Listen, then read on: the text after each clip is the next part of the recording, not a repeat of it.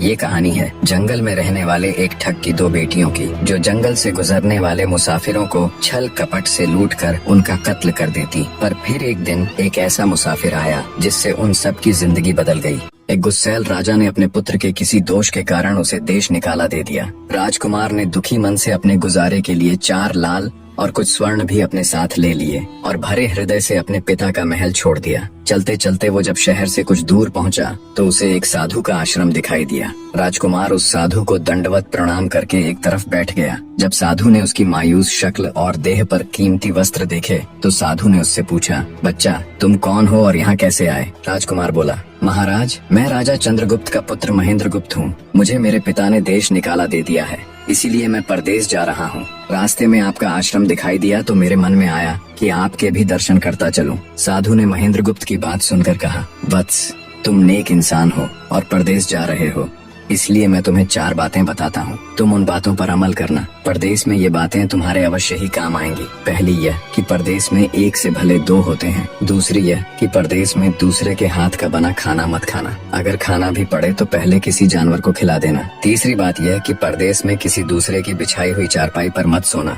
अगर सोना भी हो तो पहले बिस्तर को अच्छी तरह झाड़ लेना। चौथी बात यह कि यदि कहीं शत्रुओं के फंदे में फंस जाओ तो जहाँ तक हो सके नरमी और ज्ञान की बातें सुनाकर अपना उद्देश्य प्राप्त करना। साधु ने कहा, मेरी ये 4 बातें हमेशा याद रखना। साधु की बातें सुन साधु को प्रणाम कर राजकुमार परदेश चल पड़ा। जब चलते चलते बहुत दिन बीत गए तो वह एक जंगल में पहुंचा। वहां उसने देखा कि एक चील एक कछुए के बच्चे को लेकर उड़ी जा रही है। संयोगवश बच्चा उस चील के पंजे से निकलकर गिर गया। महेंद्रगुप्त ने कछुए के तड़पते हुए बच्चे को देखा तो उसे बड़ी दया आई। उसने मन में सोचा कि इस बच्चे को पालना चाहिए। इस बच्चे को पालने से 2 बातें होंगी। पहली तो यह कि इस बच्चे के प्राण बच जाएंगे और दूसरी यह कि साधु द्वारा कही गई पहली बात भी पूरी हो जाएगी कि सफर में एक से भले 2 होते हैं और इससे बातें करते हुए दिन भी आसानी से बीतेंगे। यह सब सोचकर महेंद्रगुप्त ने बच्चे को अपने साथ ले लिया। अब सफर में उसके साथ वह कछुए का बच्चा भी हो लिया। कुछ दिन के सफर के बाद राजकुमार को एक अच्छा सा स्थान दिखाई पड़ा। उस स्थान पर पहुंचकर उसने कुछ खाया पिया और फिर कछुए के बच्चे से बोला, तुम यहाँ बैठे रहना, मैं जरा थोड़ी देर सो लूं। यह कहकर महेंद्रगुप्त एक पेड़ के नीचे सो गया। उसी पेड़ के ऊपर एक सांप और एक कौवा रहते थे। उन दोनों का यह दस्तूर था कि जब कोई मुसाफिर उस पेड़ के नीचे ठहरता तो सांप उसे डस लेता और कौवा उसकी आंखें निकाल लेता। नाग ने जब सोते हुए मुसाफिर को देखा तो पेड़ के नीचे उतरा और राजकुमार को डस लिया। सांप के डसते ही तुरंत राजकुमार के प्राण पखेरु उड़ गए। कुछ देर में जब कछुए की नजर महेंद्रगुप्त पर पड़ी तो वह उसे मरा देखकर बहुत घबराया और महेंद्रगुप्त के ऊपर बैठकर रोने लगा। तभी कौवा भी पेड़ से नीचे उतरा और ज्यों ही उसने महेंद्रगुप्त की आंखें निकालनी चाही त्यों ही कछुए ने झपटकर कौवे की गर्दन को मुंह से पकड़ लिया। कौवे ने बहुत जोर लगाया मगर कछुए ने उसे नहीं छोड़ा। तब कौवे ने सांप को पुकारा। कौवे की आवाज सुनकर सांप आ गया। उसने बड़े जोर से कछुए की पीठ पर डंक मारा परंतु कछुए ने अपना मुंह भीतर कर लिया। सांप ने कई बार कछुए की पीठ पर डंक मारा किंतु हर बार कछुआ अपना मुंह अंदर कर लेता। जब सांप का कछुए पर बस नहीं चला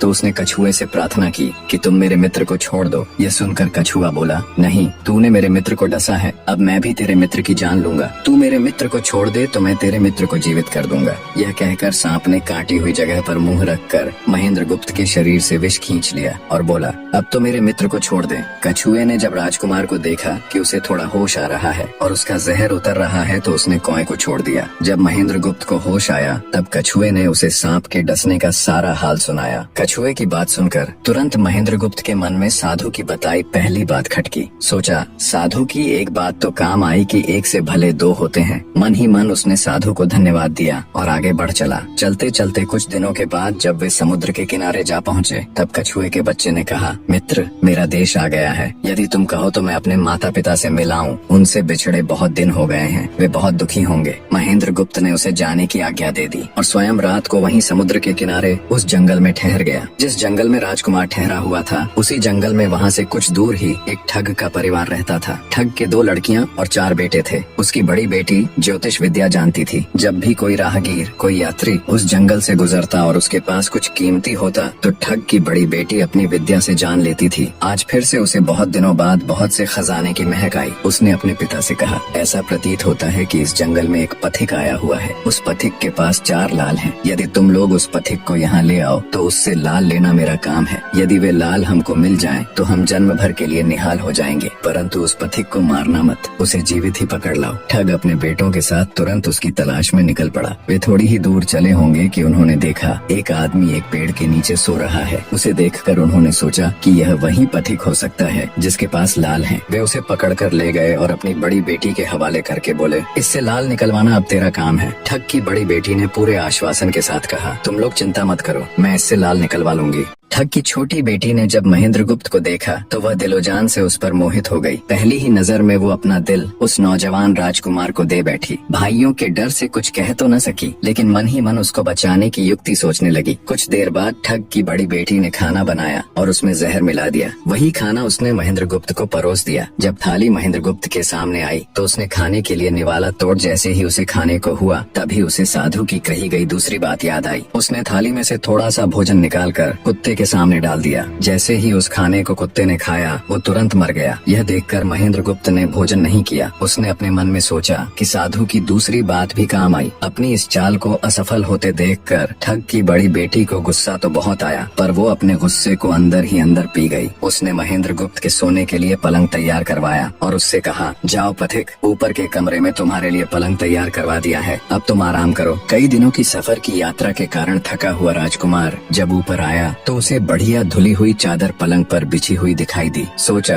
जो हुआ सो हुआ, कई दिनों के बाद चैन की नींद तो सोने को मिलेगी। वो जैसी ही पलंग पर बैठने को हुआ तो उसे साधु की तीसरी बात याद आई कि परदेश में हमेशा बिस्तर को झाड़कर सोना। जैसे ही उसने बिस्तर को झाड़ा तो उसके होश उड़ गए। वो बिस्तर एक कच्चे सूत से तैयार किया गया था जिसके नीचे आग का कुआं था। महेंद्रगुप्त ने देखा कुएं के अंदर बड़े बड़े आग के अंगार धधक रहे हैं। सोचा साधु की तीसरी बात भी काम आई। उसने एक बार फिर मन ही मन साधु का धन्यवाद किया और पास पड़ी एक टूटी हुई चारपाई पर लेट गया। थोड़ी देर पहले जो राजकुमार चैन की नींद लेने की सोच रहा था, अब नींद उसकी आंखों से कोसों दूर थी। अब तो उसे अपनी जान के लाले पड़े थे। सोचने लगा आज की रात बचना बहुत कठिन है। तभी ठग की छोटी बेटी मौका पाकर आई और कहने लगी, हे प्रिय, मैं तुम पर दिलोजान से न्यौछावर हूँ, परंतु आज की रात मेरे वश में कुछ नहीं है। आज की रात मेरी बड़ी बहन की बारी है। जिस तरह भी हो सके बस आज की रात मेरी बहन से अपने प्राण बचा लो, कल मेरी बारी है। हे स्वामी, मैं तुम्हारी दासी हूँ, मैं तुम्हें साफ बचा लूंगी। इतना कहकर ठग की छोटी बेटी चली गई। जब सब लोग खाना खा चुके तो ठग की बड़ी बेटी ऊपर बने कमरे में चली। सोचा अब तक तो पथिक जलकर राख बन चुका होगा, पर जैसे ही वो कमरे के अंदर आई और देखा कि पथिक तो बिल्कुल सही सलामत टूटी हुई चारपाई पर लेटा हुआ है तो उसके क्रोध की कोई सीमा न रही। तुरंत उसने कटार निकाली और क्रोध से बोली, हे पथिक, या तो अपने 4 लाल मुझे अभी के अभी दे दे, वरना मैं तुझको मार डालूंगी। उसी समय महेंद्रगुप्त को साधु की चौथी बात याद आई कि कहीं शत्रुओं के फंदे में फंस जाओ तो जहाँ तक हो सके नरमी और ज्ञान की बातें सुनाकर अपना उद्देश्य प्राप्त करना। उसने सोचा कि आज रात बचना मुश्किल है, पर साधु की चौथी बात भी आजमानी चाहिए। महेंद्रगुप्त ने यह सब सोचकर लड़की से कहा, मेरे पास लाल नहीं है। यदि तू मुझको मारेगी तो वैसे ही पछताएगी जैसे बंजारा अपने कुत्ते को मारकर पछताया था। लड़की गुस्से में बोली, कौन बंजारा और कौन सा कुत्ता, क्या बक रहे हो तुम? तब राजकुमार बोला, तुम नहीं जानती तो सुनो लड़की, एक बंजारा था जिसने एक कुत्ता पाल रखा था। वो कुत्ता बहुत समझदार था जिसे बंजारा अपनी औलाद से भी ज्यादा प्यार करता था। एक समय ऐसा आया कि एक कातक नाम की भयंकर बीमारी के चलते बंजारे का सारा परिवार उस बीमारी की भेंट चढ़ गया और बंजारे की करोड़ों की संपत्ति भी बिक गई। दुखी बंजारा अपने कुत्ते को लेकर आगरा में एक साहूकार के पास जाता है और साहूकार को 10,000 के बदले अपना कुत्ता गिरवी रखने को बोलता है। उस समय 10,000 एक बहुत बड़ी रकम होती थी। पहले तो बनिए ने बंजारे को मना कर दिया, पर फिर कुछ सोचकर उसने बंजारे को 10,000 रुपए दे दिए। कुछ ही समय बीता था कि एक रात सेठ के घर डाकू घुस गए। बंजारे का कुत्ता सब हरकत देख रहा था। सोचा भौंकूंगा तो परिवार के सब लोग उठ जाएंगे और ये डाकू उनका भी कत्ल कर देंगे। वो चुपचाप बस उनको देखता रहा। जब डाकू सेठ के घर चोरी किए हुए धन को लेकर चल पड़े तो कुत्ता चुपचाप उनके पीछे पीछे हो लिया। सेठ के पास इतना धन था कि डाकू उसे निकाल तो लाए, पर अब उनसे वो लेकर चला भी नहीं जा रहा था। दिन भी निकलने के करीब हो चला था। डाकुओं ने सोच विचार कर उस उस धन को एक तालाब के अंदर छिपा दिया। सोचा बाद में आराम से निकाल ले जाएंगे। कुत्ता डाकुओं की सब करामात देख चुपचाप वापस घर चला गया। सुबह हुई तो सेठ के घर कोहराम मच गया। पता चला कि चोर सारा धन निकाल ले गए। सेठ का रो रो कर बुरा हाल था। आसपास के लोग उसे दिलासा दे रहे थे। सेठ ने रोते रोते कहा, मैंने सुना था बंजारे का कुत्ता बहुत समझदार है, पर ये नमक हराम तो एक बार भौंका तक नहीं। तभी बंजारे का कुत्ता उस सेठ की धोती पकड़कर खींचने लगा। कुत्ते की हरकत देख पास खड़े एक समझदार व्यक्ति ने सेठ से कहा, सेठ जी, ये कुत्ता कुछ कहना चाहता है, हमें इसकी सुननी चाहिए। और सभी लोग कुत्ते के पीछे पीछे हो लिए। सबको लेकर कुत्ता उसी तालाब के पास पहुंच गया जहां रात को डाकुओं ने सारा धन छिपाया था, और तालाब में घुसकर अशर्फियों से भरी थैली अपने मुंह में दबाकर बाहर आया। तुरंत सेठ के नौकर उस तालाब में कूद गए और चोरी किया हुआ सारा धन बरामद कर लिया। सब देख सेठ आंखों में अश्रु लिए कुत्ते से कहता है, मुझे माफ कर देना, मैंने तुम्हें बहुत बुरा भला कहा। सेठ ने वही कागज मंगवाया और बंजारे के नाम चिट्ठी लिखी, भाई बंजारे, तेरे कुत्ते ने मेरे 10,000 पूरे कर दिए। मैं तेरे कुत्ते को तेरे पास भेज रहा हूँ। अगर तुझे और भी 10, 20, 50 हजार की जरूरत हो तो मेरे पास आकर ले जाना। इतने समझदार कुत्ते को मेरे पास छोड़ने के लिए तहे दिल से तुम्हारा धन्यवाद। बनिया चिट्ठी कुत्ते के गले में टांग उसे नम आँखों से विदाई देता है। कुत्ता घूमता घूमता जब 4-5 दिन बाद बंजारे के पास पहुँचता है तो कुत्ते को आता देख बंजारे के तन बदन में आग लग जाती है। कहता है, मैं तुझे बनिए के पास गिरवी रख कर आया था और तू वहाँ से भाग आया। तूने मेरी बेइज्जती करवा दी। गुस्से में अंधा हुआ बंजारा तुरंत पिस्तौल निकाल कुत्ते को गोली मार देता है और सिर पकड़कर वहीं बैठ जाता है। कुछ देर बाद जब उसकी नजर कुत्ते के गले में टंगी हुई पर्ची पर पड़ी तब बंजारा वो पर्ची निकाल उसे पढ़ता है। पर्ची पढ़ते ही बंजारा फट पड़ता है। वो दहाड़े मार मार खून के आंसू रोता है। पर अब भला क्या हो सकता था। बंजारे की कहानी सुना महेंद्र गुप्त ठग की बेटी से कहता है, एक और कहानी सुनो लड़की। एक राजा के पास एक बहुत समझदार पढ़ाया हुआ तोता था। वह बड़ा चतुर था। एक दिन राजा तोते को अपने साथ गंगा स्नान को ले गया और उसको घाट पर बैठाकर स्वयं स्नान करने लगा। तभी तोते की नजर अमरफल पर पड़ी जो पास ही नदी में बहता हुआ आगे बढ़ा जा रहा था। वह उसको नदी से बाहर निकाल लाया और राजा के आने पर उसको वह अमरफल देता हुआ बोला, महाराज, यह अमरफल है, इसे खा लीजिए। राजा ने कहा, मैं अकेला अमरफल खाकर क्या करूँगा, अपने बाग में लगा दूंगा। जब इसमें फल लगेंगे तब सब कुटुम्बियों को खिलाकर अमर कर दूंगा। गंगा स्नान से लौटकर राजा ने वह फल माली को देकर कहा, इस फल को बाग में लगा दो। थोड़े ही दिनों में पेड़ फल फूल गया, उसमें फल लगने लगे। एक दिन एक फल पककर पेड़ से गिरा तो उसे सांप ने सूंघ लिया, जिससे वह जहरीला हो गया। अनजान माली वह अमर फल लेकर राजा के पास आया। राजा फल को देखकर बहुत खुश हुआ और कुछ सोचकर वो फल पहले कुत्ते को खाने को दिया, क्योंकि राजा बड़ा नीतिवादी और विचारवान था। वह जानता था कि बिना सोचे समझे किसी भी वस्तु को खाना ठीक नहीं होता। राजा ने ज्यों ही वह फल कुत्ते को खिलाया, कुत्ता मर गया। यह देखकर राजा ने क्रोधित होकर अपने तोते से कहा, बेईमान तोते, तू हमें जहर देकर मारना चाहता था। ये कहकर राजा ने क्रोध में आकर तोते को मार डाला और माली से कहा, इस पेड़ के चारों ओर घेरा डाल दो जिससे कोई इसका फल न खा सके। एक दिन उसी शहर में एक सास बहू में भीषण लड़ाई हुई। बुढ़िया घर से निकलकर कहने लगी, आज मैं राजा के बाग में जाकर जहर वाला फल खा लूंगी। ये कहकर वह बाग में आई और जैसे ही उसने फल तोड़कर खाया तो वह 16 वर्ष की युवती बन गई। जब राजा को यह समाचार मिला तो उसे सारा माजरा समझते देर न लगी। राजा को बड़ा दुख हुआ। वह कहने लगा, वास्तव में यह अमर फल ही है। मैंने व्यर्थ ही इतने समझदार तोते को मार डाला। इतनी दास्तान कहते कहते सवेरा हो गया। तब ठग की बेटी ने महेंद्र गुप्त से कहा, आज तो तूने मुझे बातों में लगाकर अपनी जान बचा ली, परंतु आज रात मेरी छोटी बहन की बारी है। वो तुझे हरगिज जीवित न छोड़ेगी। जब ठग की छोटी बेटी को पता चला कि महेंद्र गुप्त जिंदा और बिल्कुल सही सलामत है तो उसकी खुशी का ठिकाना न रहा। अपनी बहन को दिखाने के लिए ऊपरी मन से बोली, तुम निश्चित रहो बहन, मैं आज इससे लाल लिए बगैर छोड़ने वाली नहीं हूँ। दिन बीता और रात हुई। तब ठग की छोटी बेटी महेंद्र गुप्त के पास गई और बोली,